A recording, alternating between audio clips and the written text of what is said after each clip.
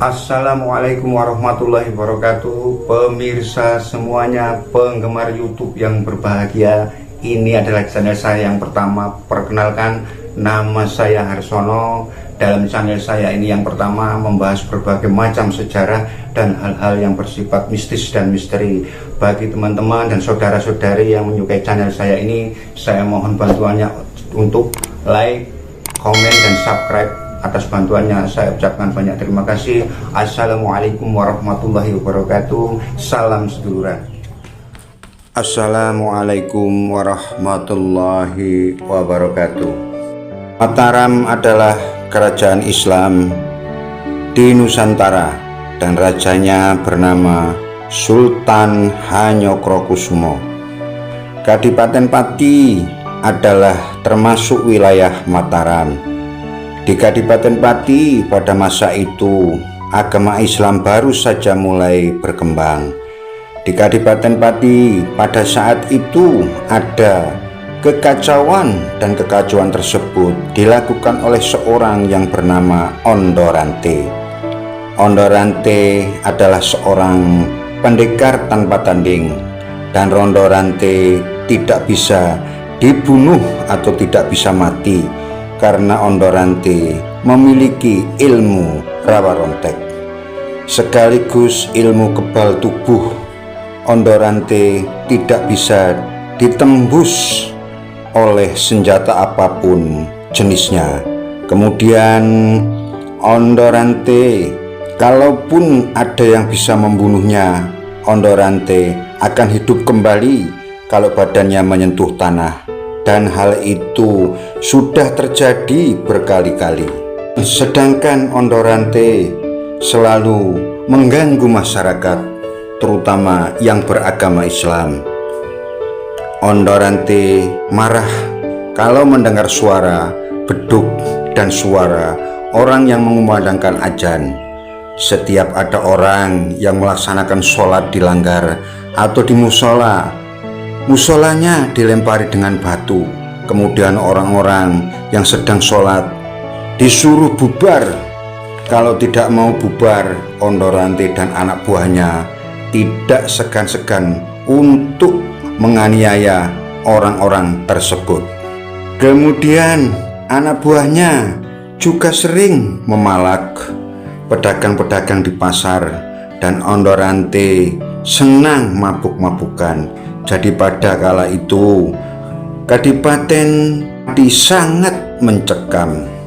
Akhirnya Adipati dan para temenggung beserta pasukannya Kadipaten turun tangan untuk menangkap Ondorante. Pertempuran pun terjadi antara pasukan Kadipaten dengan anak buah Ondorante. Pertempuran pun dimenangkan oleh pasukan Kadipaten, sedangkan Temenggung dan Adipati bertarung melawan Ondorante. Namun apa yang terjadi? Temenggung dan Adipati menjadi bulan-bulanan Ondorante. Ondorante pun berteriak sambil membuka bajunya, "Pilih badanku, tusuklah dengan pusakamu. Mana yang kamu anggap empuk?" Maka Adipati dan Temenggung menghunus kerisnya masing-masing dan secara bersama-sama menghujamkan keris itu ke arah tubuh Ondorante hingga berulang-ulang kali. Tapi apa yang terjadi? Ondorante malah tertawa, hahaha. Kemudian Ondorante balik menyerang, menghajar Adipati dan Temenggung dengan genggaman-genggaman tangannya. Adipati dan Temenggung pun jungkir balik dibuatnya, dan akhirnya mereka melarikan diri dan diikuti oleh pasukan Kadipaten. Setelah beberapa hari kemudian, Adipati meminta bantuan kepada seorang ulama yang bernama Syekh Mahdum Alatas. Syekh Mahdum Alatas ditugaskan oleh Adipati untuk menundukkan Ondorante. Perdebatan pun panjang terjadi antara Ondorante dengan Syekh Mahdum Alatas. Dan pada akhirnya mereka pun bertarung atau mengadu ilmu. Mereka berdua mengeluarkan ilmunya masing-masing. Pertarungan tersebut cukup lama, yaitu 1 hari penuh. Namun tidak ada yang kalah atau menang. Hingga pada sore harinya pun mereka berhenti bertarung. Nah, pada saat sholat maghrib, Syekh Mahdum Alatas pun sholat di rumah atau di gubuknya Ondorante. Setelah sholat maghrib, Syekh Maulana Mahdum berdoa kepada Allah.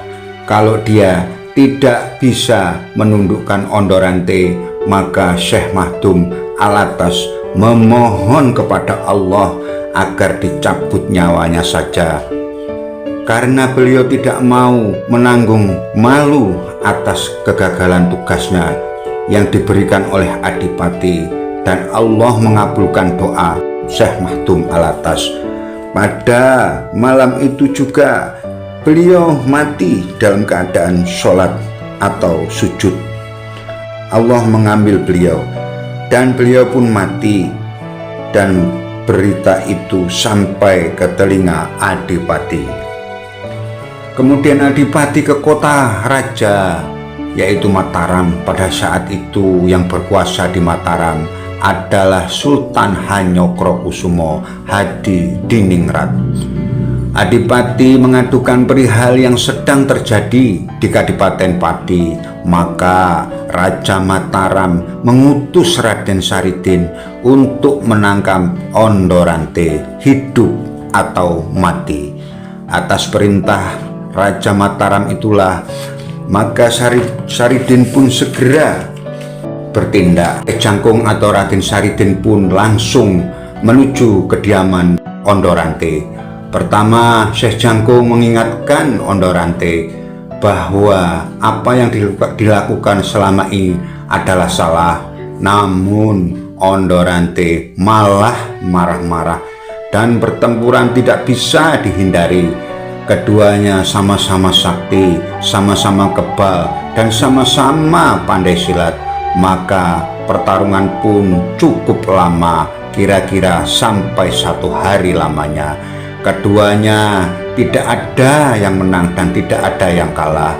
Maka Saridin pun menggunakan siasat untuk mencari titik lemah Ondorante. Karena dengan senjata apapun Ondorante tidak bisa dibunuh. Akhirnya Saridin meminta bantuan putri Temenggung Pati yang bernama Guranti agar menyamar sebagai penjual minuman dan harus berjualan keliling, dan akhirnya mampir ke rumah Ondorante. Yang Guranti dikawal beberapa prajurit kadipaten dan termasuk Raden Saridin sendiri. Tak ayal Guranti berhasil memikat Ondorante, dan Ondorante memborong semua minuman yang dijual oleh Guranti. Ondorante pun meminum sepuasnya minuman atau arak yang dijual oleh Guranti, dan Guranti pun merayu terus Ondorante agar Ondorante mau menunjukkan kelemahan ilmunya. Akhirnya Ondorante pun mengatakannya, "Aku tidak bisa mati dan aku tidak bisa dibunuh kecuali kedua tanganku diikat dan kedua kakiku juga diikat, dan yang digunakan mengikat adalah rantai emas murni. Kemudian kakiku diikat yang satu dengan yang lainnya. Kemudian rantai itu harus diikatkan di kaki gajah dengan arah yang berlawanan. Akan tetapi gajah itu harus laki-laki keduanya. Setelah rantai diikat, maka pukullah gajah itu dengan cambuk, maka gajah itu akan berlari ke arah yang berlawanan. Nah, ketemu," kata Syekh Jangkung yang dari awal ikut mendengarkan. Kemudian tidak memakan waktu lama, Saridin pun mengikat Ondorante di kedua tangannya dan kakinya menggunakan rantai emas, dan gajah pun dipersiapkan. Rantainya sudah diikat di kaki gajah. Gajah pun dicambuk dan Gajah tersebut berlari sekencang-kencangnya ke arah yang berlawanan. Maka seketika itu juga tubuh Ondorante terbelah menjadi dua dan dikuburkan di dua tempat pula dengan dibatasi sungai, atau yang satu dikubur di sebelah timur dan yang belahan satunya di seberang sungai utara. Dan sungai yang membatasi kuburan Ondorante dinamakan Sungai Lanten. Dan demikianlah maka tubuh Ondorante tidak bisa menyatu lagi karena sudah dibatasi oleh sungai dan tidak akan bisa hidup kembali. Demikianlah sejarah Ondorante, pendekar sejati yang memiliki ilmu rawa rontek dari Kadipaten Pati, Jawa Tengah. Sekian dan terima kasih.